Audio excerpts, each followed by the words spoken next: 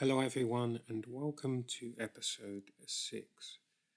Now, this is one of my typically Barry eccentric, yes, involving custard operations. So, me and some friends and some colleagues of sorts have been discussing this. Um, I actually mentioned it first to them maybe a couple of months ago. So this was, I think, quite early 2026 when I made this. It is only the 3rd of April now, but I suppose it could have been February. It must have been February, yeah, February, maybe very early March, but I'm going to say February. The ingredients, starting with the ingredients, of course, homemade pastry, which is always fun. I'm still working on my pastry. It was edible, and I think this was some of the finest pastry I have ever made, but it was still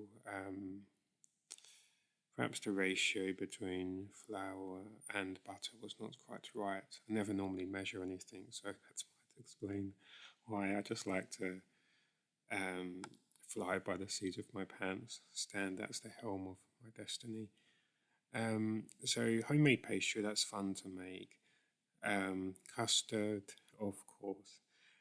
Cheddar, large chunks of cheddar, and a veggie burger. So almost fully cooked in the air fryer and then finished off inside the pastry. So, what is this wondrous pasty creation of mine? Well, it is a veggie burger, cheese, and custard pasty. A world first, I hope, I believe, but maybe not. But I'm happy to take credit if it is indeed. So, so yeah, this just came to me. I suppose I was thinking about getting back into making pasties and pies and thinking about custard and just my usual creative overflow. Everything just merges together. I thought, why not throw custard into a pasty? Why not? So, as you can see, I removed the lid from the tin of custard, perhaps that's to one side. I cooked the veggie burger in the air fryer, as I made mention of earlier. Not wanting to overcook it because, of course, it will be cooked further in the pastry and pasty, the end product. But I cooked it for maybe 10 or so minutes, I think longer than I intended to. But to be fair, I think it was okay. Um, After the whole pasty was cooked, I'm not sure if it was overcooked and lifeless. I believe the veggie burger was okay. And then I proceeded to tear off huge chunks of cheddar because this is me. I like my pasties to actually have cheese if they're supposed to have cheese, unlike Ginster's cheese and onion pasties, which barely contain cheese and barely contain onion for that matter. And yeah, I did overfill. As you will see, there were some holes emerging because I got carried away. I believe it looks somewhat like a Cornish pasty in the end. But look at that. That's a mammoth. That's a mammoth pasty. Come on, tell me you are not excited by that. That's the pasty dreams are made of.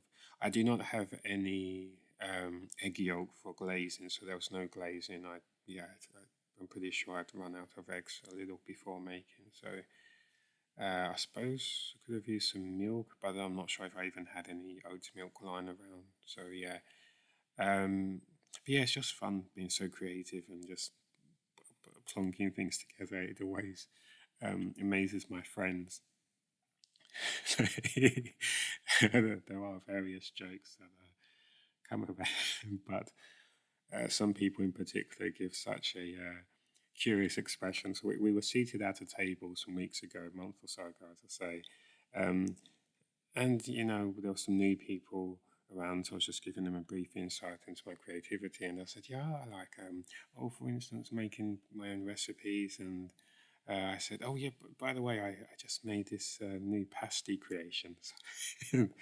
My friend to the right of me knows the kind of thing that is coming. He knows it often involves custard, i.e. roast potatoes and custard.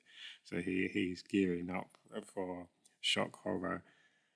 So I said, yeah, I made my own pastry, and then I cooked a veggie burger and put that inside, broke it up into pieces, placed the pieces inside the pastry, threw large chunks of cheddar on top or around, and then poured some cold custard into the pastry, and then cooked the whole darn thing. And everybody's curious, but I, I, I suspect, I'm coming to suspect that people um, see me as the world's best actor. That really the flavor combination is the textural combinations as well are hideous, and I'm just pretending. But no, I'm not. I'm trying my utmost to convince people that I'm not acting. Some things do not work or not immediately. Like years ago, I tried melting chocolate over roast potatoes. That did not quite work well. I think I needed a different chocolate, something a bit stronger, a bit more bitter. Um, or just the way I prepared the whole thing. Maybe the melted chocolate should have been a dipping sauce, and then you can focus on melting that separately away from the oven. So there could be a particular focus there. And you could chop some chili flakes into the melted chocolate. That could be good, and some cinnamon as well. That would be really good. That would be an awesome sauce for a roast potato. But yeah, and another group of friends in Sully-Oak at my friend's house. Now and again, I mention roast potatoes and custard, and one friend in particular, all he can do is repeat roast potatoes and custard. He's so affronted by it. So it's a nice way to bond with friends. It's a nice thing we like to bring up. My curious creations that I think they may feel for the good of humanity should never have come into existence. But I'm actually working on a cookbook. In all seriousness, this is not a prank. But yeah, this will definitely feature in my cookbook. So I've got loads of other creative projects I need to knuckle down with first. But at some point, I might end up finishing it and releasing it. So yeah, cooking is so many things. On the one hand, you're preparing something to eat, and that is important. And ideally, it is nutritious as well. Not just good for the mind, but it's the body, the soul, the brain, and for your unique abilities, disabilities, weaknesses, strengths. What kind of diets you need and fits in with your ethics. But there's such creative potential. So long as you are not poisoning yourself, obviously, um, some chemicals react very negatively with others, and one must be careful not to overcook, one must be careful not to undercook. But so long as you are being careful and safe, you can do pretty much anything. There's no reason why not. We live in such a world that is most insistent on telling people what to do for no reason other than social posturing or societal pressures, because the person telling the other person what to do lacks the courage to be themselves, so they feel if they cannot be themselves, no one else should be themselves. Um, some people act as though this is some sort of loud statement. It's not. I just decided this would be fun to do, and I will share it with anyone who may be interested in it. There's no loud statement in going on. But from the perspective of those insecure in that particular manner, they see it as a threat. They see it as something loud and dominant. It's not loud. It's only loud because you've become quietened mostly by yourself, because you have been silenced or think you've been silenced. Often these people have not actually been silenced, but they sort of trick themselves into believing that they are a victim of injustice in some way, which makes a mockery of those who truly are a victim of injustice. You can become loud. You've just got to. It's not so much about not caring what people think, but about caring in the correct manner.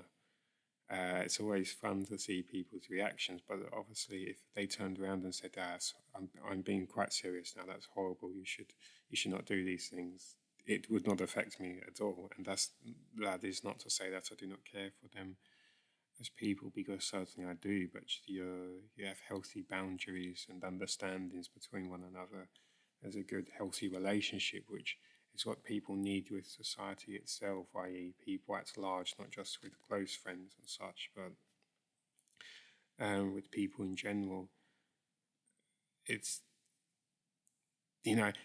people. Sometimes you read YouTube comments and people are saying all sorts of things that again are so damning because they'll say, "Oh, such and such is so such a creative idea," and whether or not you deem it to be a creative idea is, should not affect whether or not you respect it as a person. But in terms of it being creative and out there, most of the time it is not. It's something so, dare I say, almost mundane, but people are so repressed. It seems so strident and, freeing. So, I mean, all I've done is cook the veggie burger and put it into pastry, homemade pastry with chunks of cheddar on top. Yeah, it's out there. Maybe I'm the first person on the planet to do it, but with custard anyway, probably. But it's just a natural flex. It just occurred to me.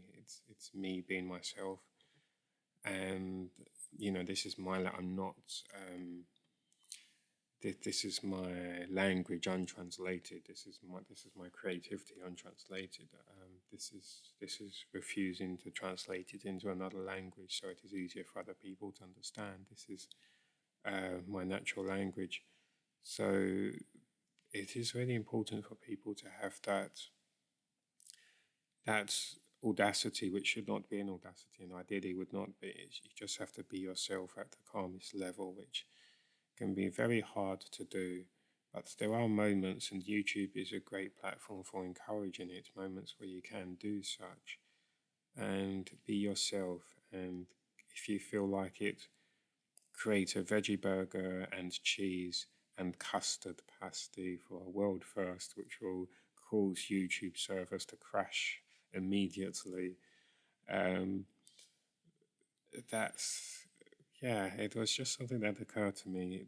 Why not? Next time I could put chunks of chocolate inside. Oh, chocolate chip muffins. I'm going to create a neologism here. Flufferize, fluffinate, and flufferize neologisms for 3rd of April 2026, 9:56 a.m. Fluffinate and flufferize the veggie burger and the custard also. If you have custard still, it will soften, which will negate the fluffiness. So maybe no custard, but you could, if you were worried about the muffin pieces becoming too dry or not overcooked, then you'd have to be careful how you cooked all of that. But yeah, it's fun to just do all sorts of things and be yourself. And in terms of taste, honestly, although my pastry still needs a bit of work for sure, it was edible enough. Maybe a little undercooked in places, but I survived. Um, but nice, and knowing that I made it with my own bare hands, it always tastes nicer. And dare I say, it tastes nicer than Ginster's mass-produced pastry. No offense to Ginster's cheese and onion pasties, which I used to like, but they seem to have less and less cheese in these days, and are devoid of anything furthering or creative.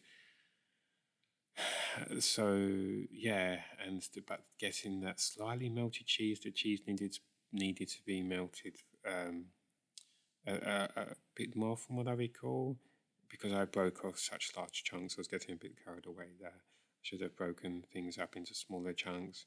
The veggie burger was nice, and the custard, it really, honestly, trust me, it really enhances everything. It is a underrated ingredient. I think next time what I will do, veggie burger, cheese, and custard again, but this time dust some cinnamon on top. That could be quite nice, and maybe pineapple chunks as well to keep things moist. Chunks of pineapple that could work quite well. Yeah, yeah. Then just when I was lifting this up and delivering it to my face, I was just so so impressed and so proud of my creative concoction, which will be seen as an abomination to some. But it was so it's just so fun being free to do whatever you want to create, because in main life, so to speak, there is very little freedom as well. So that's another thing. Being chained to campaigns for justice and etc. etc. So many things myself and friends are involved in. It's creativity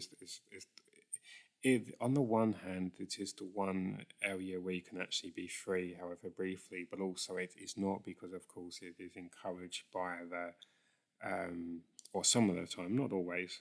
Like when, I mean, yeah, I suppose you could say this creation was not encouraged by more serious battles because it was uh, very laid back and in the moments. But I suppose there is that underlying need to try to be childlike. So that's always encouraged by the fact that 99.9% of the time, actually, you have to be the most serious adults and keep adulting, as people like to say.